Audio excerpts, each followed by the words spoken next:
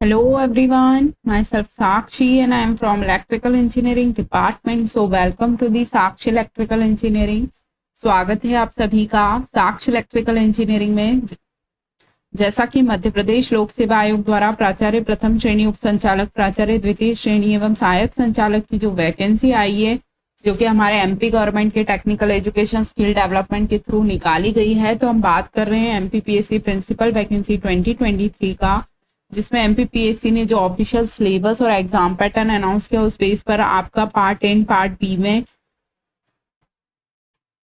Distribute किया गया है, जिसमें अभी हम इंजीनियरिंग सब्जेक्ट्स को डील कर रहे हैं। सो देखिएगा, हमारा बेसिक इलेक्ट्रिकल साइंस में हमने सबसे पहले आपको मैग्नेटिक सर्किट पढ़ाया, देन हमने ट्रांसफॉर्मर स्टार्ट किया था, जिसका हमारा पार्ट 1 कंप्लीट हो चुका है, जिसमें हमने बेसिक इंट्रोडक्शन, ईएमएफ इक्वेशन, उसके अलावा हमने ट्रांसफॉर्मर पे का नो लोड ऑपरेशन देखा था, फेजर डायग्राम देखे थे, ये सब चीजें हम देख चुके हैं। तो आज हमारा ट्रांसफॉर्मर का पार्ट 2 रहने वाला है, जिसमें हम टाइप्स ऑफ ट्रांसफॉर्मर स्टार्टिंग में पढ़ेंगे। सो देखिएगा, पहली बात तो ये है कि आप यदि चैनल पे न्यू जुड़े हैं तो आप प्रॉपरली चैनल पे विजिट कीजिए एंड प्रॉपर प्लेलिस्ट के थ्रू आप सीक्वेंस वाइज वीडियोस को वॉच जरूर करिएगा, क्योंकि आपका एग्जामिनेशन डेट शेड्यूल्ड हो चुका है। 10 सितंबर को आपका एग्जामिनेशन होने वाला है। सो उस डेट को ध्यान में रखते हुए आप प्रॉपर रिवाइज जरूर करते रहिएगा। ओके, सो आप किसी भी ब्रांच से बिलोंग करते हैं, सिविल, मैकेनिकल, इलेक्ट्रिकल, आप सभी लोग इस वीडियो को देख सकते हैं। सो देखिएगा क्या बता रहे हैं हम। आज हम पढ़ने वाले हैं ट्रांसफॉर्मर का पार्ट 2, जिसमें हम क्या देखने वाले हैं, टाइप्स ऑफ ट्रांसफॉर्मर। सो देखिएगा, हमारा जो टाइप्स ऑफ ट्रांसफॉर्मर है वो basically core type, shell type, Berry type, 3 type के निकल कर आते हैं, जिसमें अभी हम फर्स्ट वन क्या देख रहे हैं, कोर टाइप ट्रांसफॉर्मर देख रहे हैं। तो अब आपको सिर्फ टॉपिक का निचोड़ दिया जा रहा है, जो आपको याद रखना है, टू द पॉइंट, क्लियर। सो देखिएगा, कोर टाइप ट्रांसफॉर्मर जो होता है वो किसके लिए यूज होता है, ये देखिए। सबसे पहले तो core type transformer, it is used for high voltage low current application, it is used for high voltage low current application।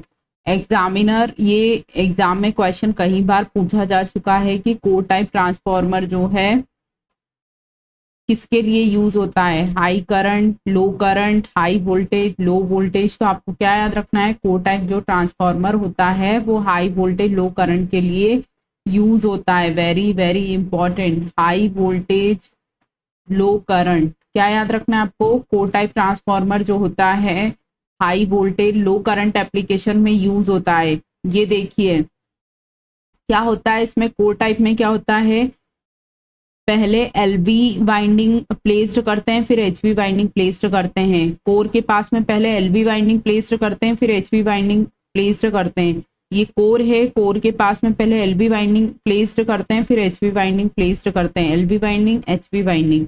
सो ऐसा क्यों करते हैं, इसका रीजन देखिएगा। Low voltage winding placed near to the core because less insulation material required, that means core के पास में हम लो वोल्टेज वाइंडिंग को प्लेस्ड करते हैं, क्यों, लेस इंसुलेशन मटेरियल रिक्वायर्ड रहेगा। अगर आप लो वोल्टेज की वाइंडिंग को कोर के पास में रखेंगे तो उसमें जो इंसुलेशन लगेगा वो कम लगेगा। ओके, सो देखिएगा ये क्या लिखा है, to avoid leakage flux we placed half of winding over the both side of the core. ये देखिए, इस टाइप की वाइंडिंग की जाती है, क्यों की जाती है, लीकेज फ्लक्स को अवॉइड करने के लिए। समझ रहे हैं आप, कोर के आसपास भी थोड़ा सा वाइंड, ये देखिए एलवी इंसुलेशन, फिर एलवी वाइंडिंग होती है, मतलब एलवी मतलब लो वोल्टेज, पहले इंसुलेशन होता है, फिर वाइंडिंग होती है, फिर इंसुलेशन होता है, फिर वाइंडिंग होती है। तो इसमें आपको क्या याद रखना है, पहली बात ये याद रखनी है कि कोर टाइप ट्रांसफॉर्मर जो होता है high voltage low current application में यूज होता है। नेक्स्ट क्वेश्चन यहाँ से निकल कर आता है कि एग्जामिनर आपसे पूछ लेंगे कोर टाइप ट्रांसफॉर्मर में एलवी वाइंडिंग कोर के पास क्यों लगाई जाती है, तो आप क्या बोलेंगे, लो वोल्टेज वाइंडिंग के पास, कोर के पास लो वोल्टेज वाइंडिंग इसलिए लगाई जाती है ताकि कम इंसुलेशन रिक्वायर रहे। क्लियर। उसके बाद देखिएगा, ये कुछ इंपॉर्टेंट पॉइंट्स लिखे हैं, ये आपको एज इट इज याद रखने हैं। फर्स्ट, कोर टाइप ट्रांसफॉर्मर के लिए फर्स्ट पॉइंट देखिएगा क्या लिखा है, it is used for high voltage low current application. क्या लिखा है, it is used for high voltage low current application. As it is बातें आपको याद रखनी है। उसके बाद देखिएगा क्या लिखा है, low voltage winding placed near to the core because less insulation material require. Okay, high voltage low current application में यूज होता है। लो वोल्टेज वाइंडिंग को कोर के पास में प्लेस करते हैं, क्यों, क्योंकि लेस इंसुलेशन रिक्वायर होता है। उसके बाद देखिएगा, to avoid leakage flux we placed half of winding over the both side of the core. मतलब लीकेज फ्लक्स को अवॉइड करने के लिए हम क्या करते हैं, वाइंडिंग के हाफ में हम क्या करते हैं, दोनों तरफ हम बाइंडिंग को प्लेस करते हैं। क्या लिखा है, both side of core, core के दोनों साइड पे हम बाइंडिंग को प्लेस्ड करते हैं। क्यों करते हैं, लीकेज फ्लक्स को अवॉइड करने के लिए। तो आपको ये सारी बातें कोर टाइप के लिए याद रखनी है। सो नेक्स्ट देखिएगा, नेक्स्ट क्या निकल कर आ रहा है, नेक्स्ट ट्रांसफॉर्मर का दूसरा टाइप जो होता है शेल टाइप होता है। शेल टाइप ट्रांसफॉर्मर की क्या विशेषताएं हैं या क्या स्पेसिफिकेशंस हैं वो देखिएगा। शेल टाइप ट्रांसफॉर्मर में सैंडविच टाइप का इसका क्या होता है, वाइंडिंग, एक सेकेंड बेटा, सेकेंड गाइस,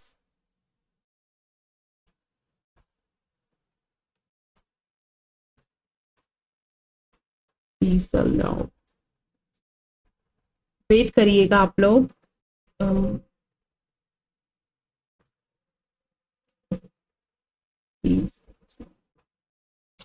यस, आ गया फाइनली। क्योंकि रात के 1:30 बज रहे हैं और अभी हम लेक्चर रिकॉर्ड कर रहे हैं और ये बार बार ऐसा होता है, तो फिर थोड़ा सा मैं, चलिए देखिएगा शेल टाइप ट्रांसफॉर्मर में क्या होता है। शेल टाइप ट्रांसफॉर्मर में जो वाइंडिंग होती है वो सैंडविच या डिस्क के फॉर्म में होती है। सबसे पहली बात तो शेल, एस फॉर शेल और एस फॉर सैंडविच।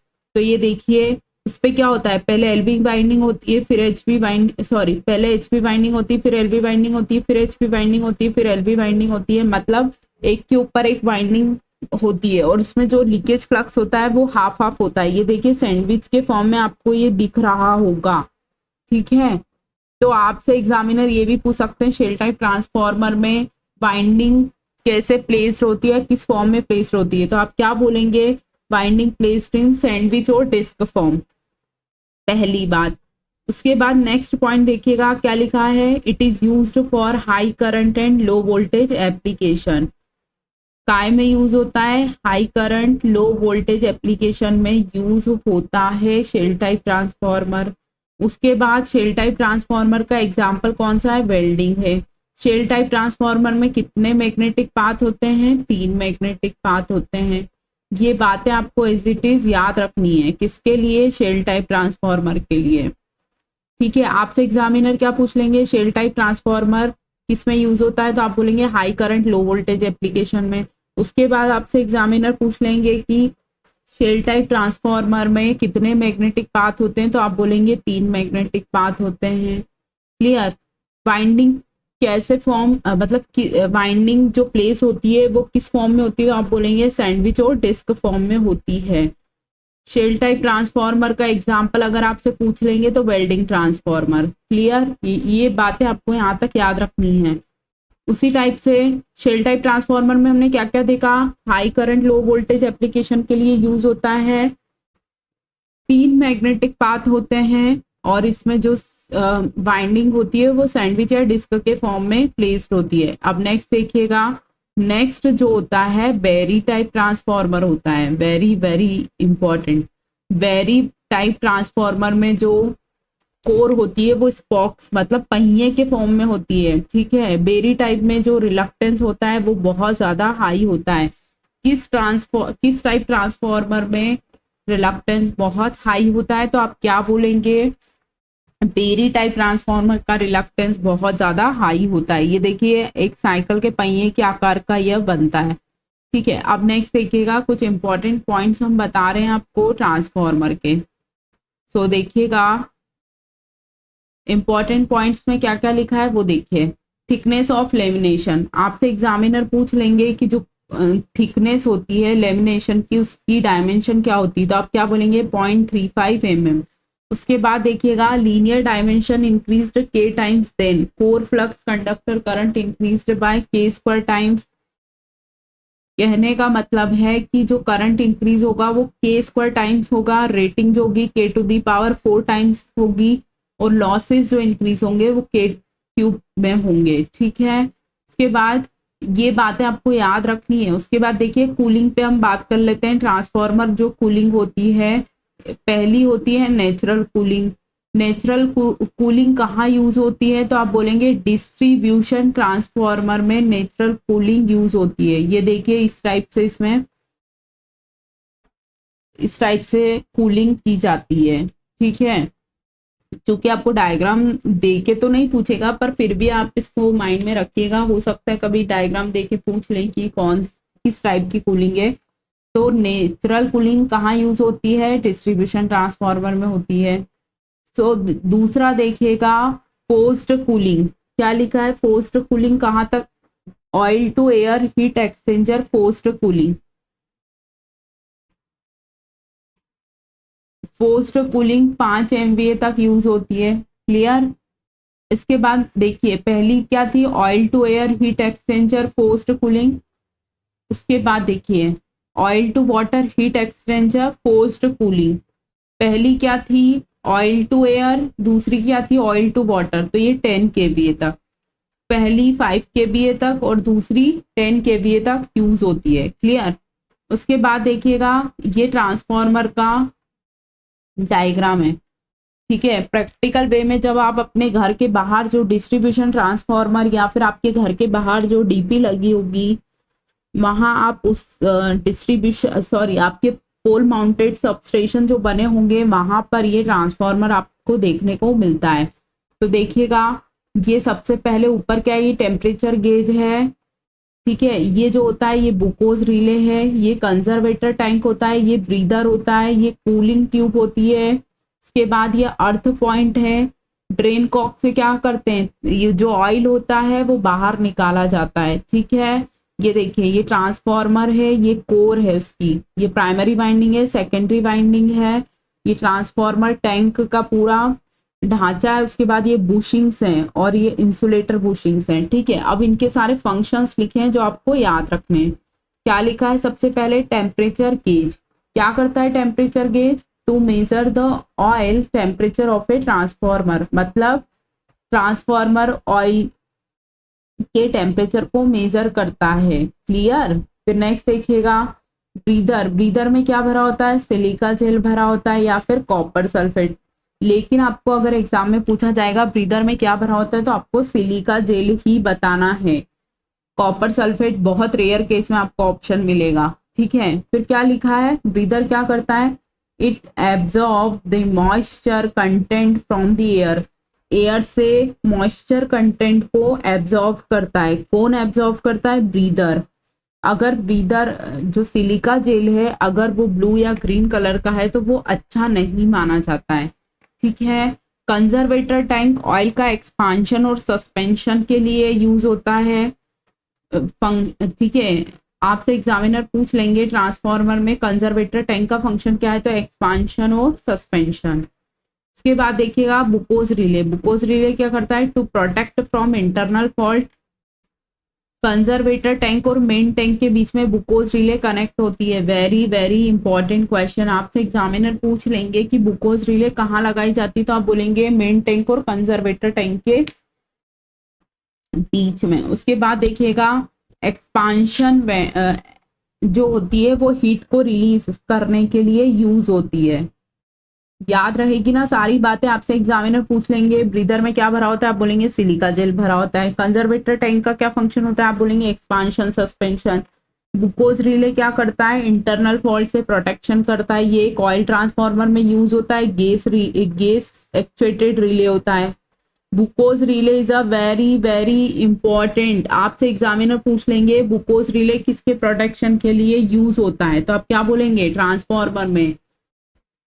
ठीक है, फिर देखिएगा नेक्स्ट क्या निकल कर आ रहा है। नेक्स्ट आपके लॉसेस निकल कर आ रहे हैं।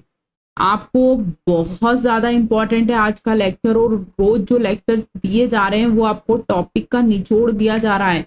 बुकोज रिले से क्वेश्चन आएगा ही आएगा, आप कुछ भी बोलिए, आपसे एग्जामिनर पूछ लेंगे कि बुकोज रिले किसके प्रोटेक्शन के लिए यूज किया जाता है, तो आप क्या बोलेंगे? ट्रांसफॉर्मर के लिए। अच्छा, इंटरनल फॉल्ट या एक्सटर्नल फॉल्ट, तो आप बोलेंगे बुकोज रिले इंटरनल फॉल्ट से प्रोटेक्शन प्रोवाइड करता है। क्लियर। उसके बाद नेक्स्ट देखिएगा, लॉसेस। क्या बोल रहे हैं? Losses in a transformer. Wait a second. Losses in a transformer, transformer में लॉसेस हम देख रहे हैं। पहला होता है कोर लॉस, दूसरा होता है कॉपर लॉस। कोर लॉस जो होता है उसको हम आयरन लॉस बोलते हैं, कांस्टेंट लॉस होता है, जनरली कोर में अकर होता है। ठीक है। हमारा जो कोर लॉस होता है वो दो टाइप का होता है, एक होता है एडी करंट लॉस, एक होता है hysteresis loss. Eddy current loss जो होता है उसको कैसे कम करते हैं हम? लेमिनेशन करके। कौन सा लेमिनेशन करते हैं हम? Thin lamination. उसके बाद हिस्टैरिसीस लॉस को कम करने के लिए हम क्या करते हैं? हाई सिलिकॉन, हम हाई परमेबिलिटी मटेरियल का यूज करते हैं, और जनरली हम सिलिकॉन स्टील का यूज करते हैं। क्लियर। सो देखिएगा, दो टाइप के लॉसेस होते हैं, first one core loss, second one first one constant losses. Constant loss कौन से होते हैं? हमारे कोर लॉस होते हैं। कोर लॉस कौन से होते हैं? आयरन लॉस होते हैं। आयरन लॉस दो टाइप के होते हैं।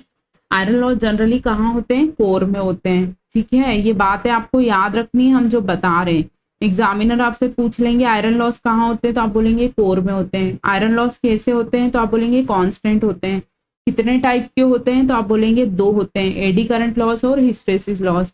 नेक्स्ट क्वेश्चन निकल कर आता है, एडी करंट लॉस को कम करने के लिए आप क्या करते हैं, तो आप बोलेंगे लेमिनेशन करते हैं।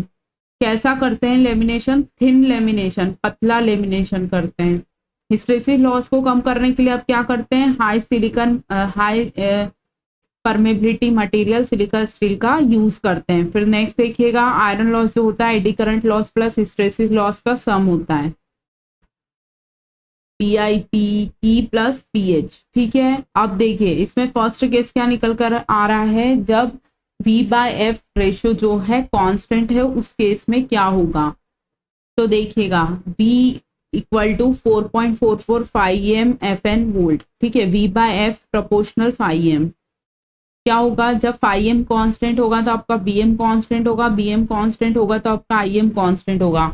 IM मतलब मैग्नेटाइजिंग करंट। अब जब V/F रेशियो कांस्टेंट है तो हमारा जो एडी करंट लॉस है वो फ्रीक्वेंसी के डायरेक्टली प्रोपोर्शनल होता है, और हिस्टैरिसीस लॉस जो होता है फ्रीक्वेंसी के प्रोपोर्शनल होता है। वेरी वेरी इंपॉर्टेंट क्वेश्चन, आपसे एग्जामिनर पूछ लेंगे ट्रांसफॉर्मर जब V/F रेशियो कांस्टेंट है तो एडी करंट लॉस किसके प्रोपोर्शनल होता है, तो आप बोलेंगे एफ स्क्वायर के। हिस्टैरिसीस लॉस किसके प्रोपोर्शनल होता है, तो आप बोलेंगे एफ के। ठीक है। उसके बाद देखिएगा, जब V/F ratio is not constant, देखिए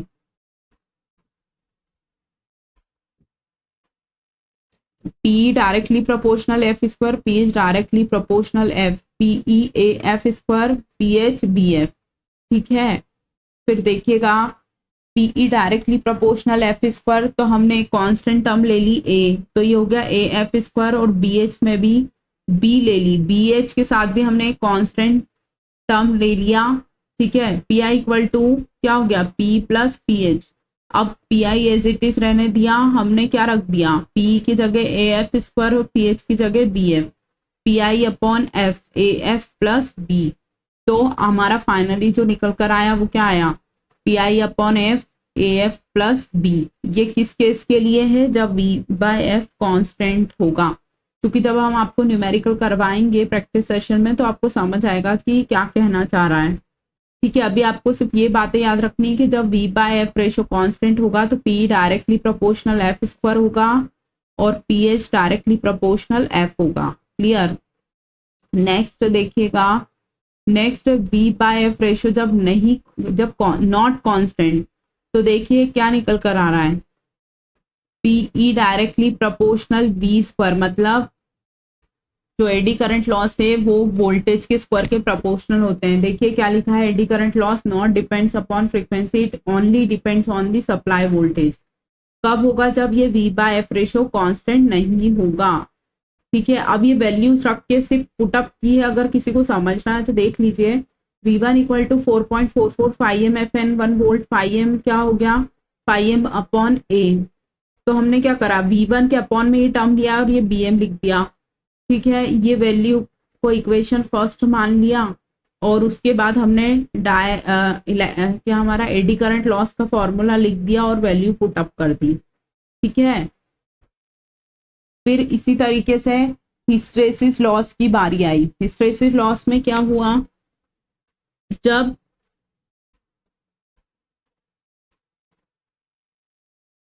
ये देखिए hysteresis loss depends on both voltage and frequency. आपसे एग्जामिनर पूछ लेंगे कि क्या पूछ लेंगे, जब एडी का एक सेकेंड क्या पूछेंगे, जब V/F रेशो नॉट कांस्टेंट है तो एडी करंट लॉस किसके प्रोपोर्शनल होता है, सप्लाई वोल्टेज के स्क्वायर के। और हिस्टेरेसिस लॉस जो होता है V 1.6 और F 0.6 के प्रोपोर्शनल होता है। Hysteresis loss depends on both supply voltage and frequency. Clear. So ये बातें आपको याद रखनी है। हमने आपको डेरिवेशन इसलिए नहीं बताई है क्योंकि आपको डिराइव नहीं करना है, आपको डायरेक्ट कंक्लूजन याद रखना है। ठीक है, सो देखिएगा। उसके बाद कॉपर लॉस पे आ जाते हैं हम। कॉपर लॉस कहाँ होते हैं, वाइंडिंग्स में होते हैं। क्या लिखा है, copper loss generally occurs in the winding. उसके बाद देखिएगा, copper loss is a variable loss. Variable loss मतलब लोड के साथ चेंजेस होते रहते हैं। इट डिपेंड्स ऑन लोड, जैसे जैसे लोड बढ़ेगा वैसे वैसे हमारा कॉपर लॉस भी चेंज होगा। लेकिन अगर आपसे एग्जामिनर पूछ लेंगे कि लोड बढ़ाने पर आयरन लॉस या कांस्टेंट लॉस पे क्या फर्क पड़ेगा, तो आप बोलेंगे कोई फर्क नहीं पड़ेगा क्योंकि वो कांस्टेंट है, जैसा है वैसा ही रहेगा। ठीक है, फिर देखिएगा primary winding copper loss I1 square R1 what, secondary winding copper loss I2 square R2 what. Copper loss जब टोटल लिखा तो हमने दोनों को ऐड कर दिया। उसके बाद देखिए एक फॉर्मूला निकल कर आता है PC8M लोड। M क्या है, लोड रेशो है। ठीक है, तो आपको क्या याद रखना है, PC8M load, M square PC8 full load. अब देखिए लोड मतलब half load, 3/4 load, full load, कुछ भी दे सकते हैं। तो इस पे एक न्यूमेरिकल हमने लिया था, ये देखें। आपको ये फॉर्मूला याद रखना है, copper loss at full load equal to M square into copper loss at full load. ये देखिएगा आपका full load copper loss 1600 watt दे रखा है, आपको हाफ लोड कॉपर लॉस पूछा है, तो आपने फॉर्मूला क्या लगाया, PC8 half load equal to 1/2 square into full load copper loss. तो फुल लोड कॉपर लॉस की वैल्यू क्या दे रखी है, 1600 दे रखी है। अब 1/2 का स्क्वायर करा, 1/4 हो गया, 4 से 16 कटा तो क्या आ गया, 400 वॉट आ गया।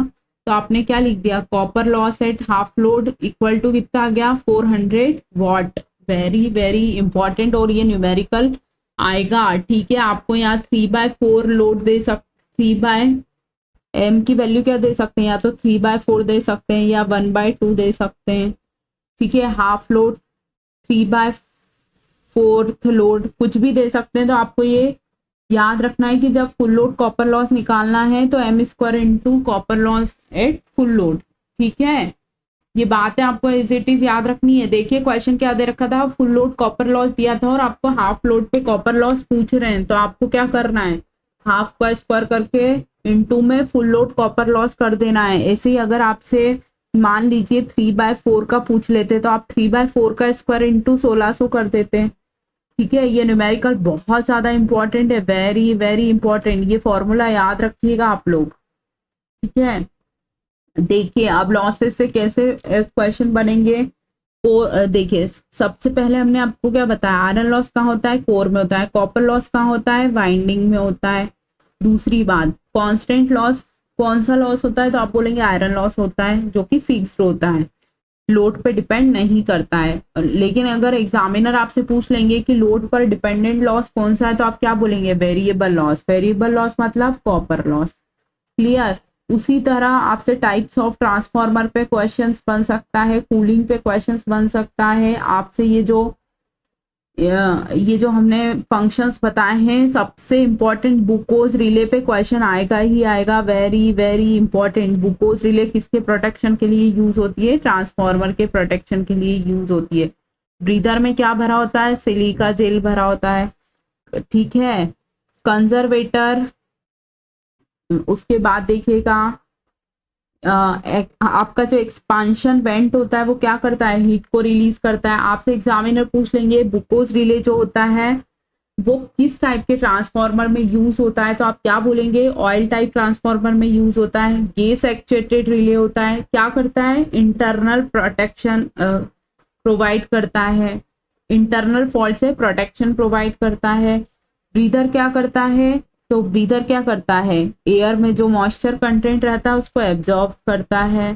सारी बातें आपको एज इट इज याद रखनी है, ठीक है। बहुत ज्यादा इंपॉर्टेंट लेक्चर है आज का। उसके बाद आपसे एग्जामिनर पूछ लेंगे कि लेमिनेशन ऑफ थिकनेस कितना होता है, तो आप बोलेंगे 0.35 होता है, ठीक है। उसके बाद आपसे examiner Berry type, shell type, core type पे आप पे क्वेश्चन बनता ही बनता है, ठीक है। सो इसी टाइप के क्वेश्चंस यहाँ से फ्रेम होंगे। ओके, सो आज का हमारा जो लेक्चर था जो कि कंप्लीट हुआ, ठीक है। Wait a second. सो आपको ये जो भी पॉइंट बताए जा रहे हैं ये बिल्कुल टॉपिक का निचोड़ है। आपको इसमें से एक भी पॉइंट स्किप नहीं करने हैं और बिल्कुल टू द पॉइंट आपको ये कंटेंट प्रोवाइड किया जा रहा है due to short timing issues. Clear? So अगर इनकेस आपको कहीं कोई बात समझ नहीं आई हो तो आप प्रॉपरली कमेंट करिएगा और हमें ये भी बताइएगा कि आपको लेक्चर कैसा लगा। इसके अलावा आप लोग जो चैनल पे नए जुड़े हैं तो आप प्रॉपरली चैनल पे विजिट कीजिए एंड प्लेलिस्ट के थ्रू सीक्वेंस वाइज वीडियोस को वॉच जरूर करिएगा।